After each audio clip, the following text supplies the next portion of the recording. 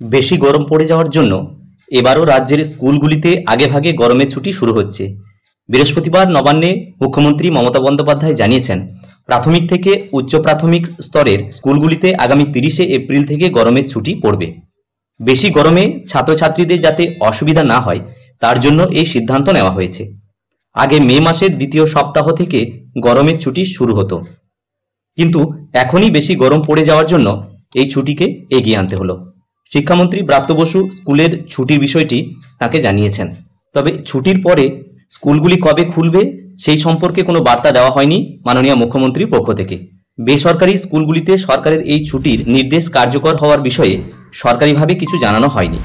তবে আগেও দেখা গিয়েছে অনেক বেসরকারি স্কুল ছুটির ব্যাপারে সরকারি নির্দেশিকা কার্যকর করে। গত বছর সরকারি স্কুলগুলিতে 9 মে থেকে 20 মে পর্যন্ত নির্ধারিত ছুটি ছিল, কিন্তু গত বছর মাননীয় মুখ্যমন্ত্রী 21শে এপ্রিল থেকে ছুটি পড়ার ঘোষণা করেন। তখন ছুটির মেয়াদ ছিল 2রা জুন পর্যন্ত। মাধ্যমিক পরীক্ষা হওয়ার 3 মাসের মধ্যেই ফল বেরোনোর কথা, সেই মতোই বেরোবে। সূত্রের খবর, মে মাসের প্রথম বা দ্বিতীয় সপ্তাহে ফল বেরোতে পারে। এই প্রতিবেদনটি ছোট্ট ভিডিও আকারে শেয়ার করার চেষ্টা করলাম। ভিডিওটি সকলকে দেখার জন্য ধন্যবাদ। সকলে ভালো থাকুন, সুস্থ থাকুন।